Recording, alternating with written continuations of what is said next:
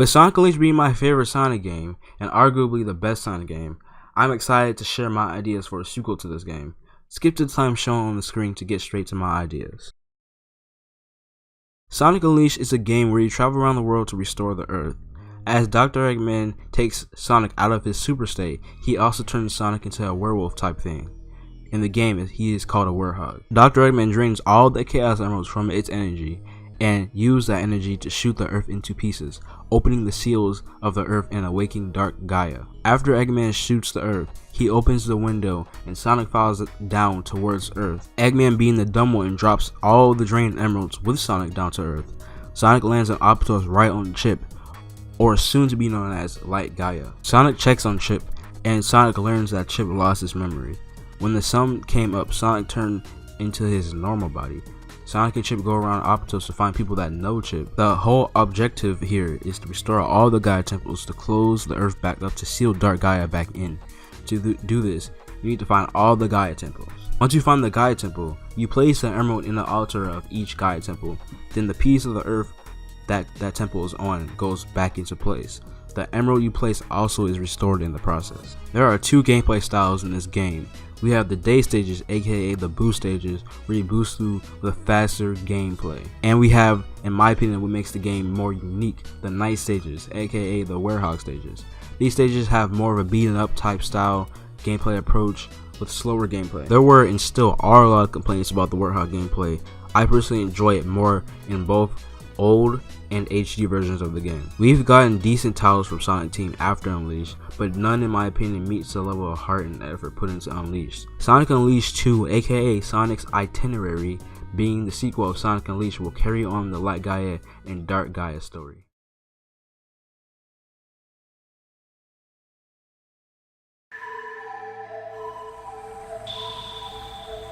If you don't know, in Sonic Unleashed, Dark Gaia and Light Gaia, aka Chip, were awakened at the wrong time. They were not awakened at the proper time. So in Sonic Unleashed 2, just for the sake of the game, they are awakened at their proper time. Normally, Light Gaia will be able to handle this situation and defeat Dark Gaia, but this time, Dark Gaia is way stronger. Light Gaia isn't able to handle the sheer strength that Dark Gaia has this time. The world gets taken over by darkness. Plants and other wildlife starts to die due to there being no sunlight for days. Light Gaia locates Sonic and tells him about the current situation. Light Gaia tells Sonic about the bracelet that he left Sonic for a gift. It turns out that the necklace has special powers that Sonic will have to use to defeat Dark Gaia and his minions. Of course, Dr. Eggman is not going to miss out on an opportunity like this, so what he does is he uses one of the last Phantom Ruby prototypes and he travels to the big crack in Earth to Dark Gaia and he makes several virtual copies of Dark Gaia scattered around the world. This makes the situation a lot worse. Even though the virtual copies technically are not real, they can still manipulate, wield, or destroy actual objects. You will also have to find the 7 Chaos Emeralds to have the additional power to destroy Dark Gaia.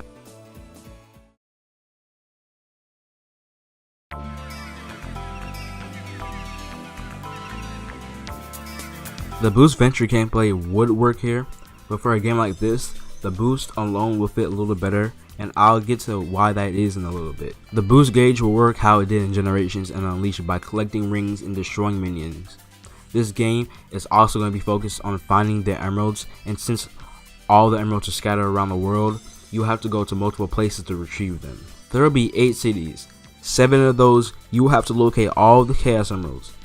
Each city will have 4 levels and 1 boss level. After you get all the Chaos Emeralds, you unlock the final city, in which has been split in half due to the Dark Gaia awakening. Each level has a mini boss at the end of it. Each level will take an average of 4 minutes to complete. The mini bosses will either be Titans, Big Mothers, or Dr. Eggman's robots. Each main boss will be one of Dark Gaia's major minions. For example, something like Dark Gaia Phoenix, Dark Guardian, or the Dark Murray, except in this game, all of the bosses will be new and more fitted for the boost gameplay. One of the main bosses will be up against one of the fake Dark Gaias created by the Phantom Ruby prototype. After you beat that, Sonic sees a familiar blocky explosion, and that's when he realizes that Dr. Eggman is behind some of this. Now we can get to Sonic's control. The controls will just be like Sonic Generations controls. because I think Generations did the best. Since the game will hypothetically be on the Switch, here's the button layout for that. Now let's tackle the main gimmick of the game, the necklace. With Light Gaia's necklace, you will be able to shield yourself in boss battles. There will also be a gauge you can fill up by defeating minions, and once you fill up to a certain amount, you get an enhanced boost, homing attack, and stomp that creates a shockwave that can defeat all enemies around you, and it will attract all the rings around you to you. You will not be able to fill this gauge up with rings, only defeating enemies. A full gauge only lasts a minute. This necklace could be very useful for getting through tough sections of a level or difficult mini bosses. You will also have to be careful though. Every time you get hit, you lose a portion of your necklace gauge, so you have to be very cautious if you plan on saving the gauge for a boss battle. The mini boss battles will be in a smaller space, so you won't be allowed to boost, and Sonic's cap speed will be lowered, so the bosses won't be all over the place. The main bosses will be like the traditional running ones, like the Sonic Generations rival battles.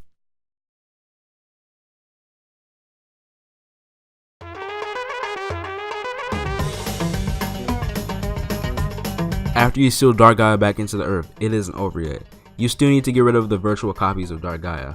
After you seal Dark Gaia back in, it's your job to get to Eggman's lair and destroy the Phantom Ruby prototype. There will be a level and a boss against Eggman's new robot that is using the prototype. When you destroy Eggman's new robot, the prototype is destroyed and you completely restore the earth. After that, there are red star rings and other collectibles like pictures, music, and other stuff around the levels. After you collect all the red star rings, you'll be able to play as Super Sonic on any stage or boss for an endless amount of time.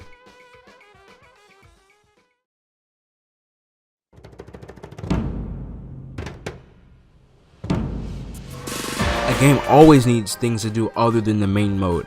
I think there should be online leaderboards for speedrunning. There could be a local multiplayer mode where you can race against friends in stages of the game. You'll have to play through a stage in the main game to be able to race on it. There will be a movie room where you can watch cutscenes and a music room where you can listen to the game's music. There will also be a gallery so you can view pictures.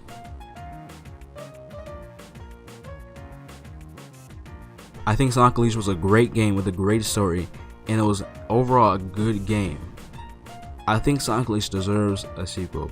If you guys think Sonic Unleashed deserves a sequel, then tell me in the comments section below. If you enjoyed this video, remember to drop a clean like, and if you are new, drop a sub on the channel where you can find Mario and Sonic content. Also, if you like these game concept videos, then tell me and I'll make more of them. I'll see y'all in the next video.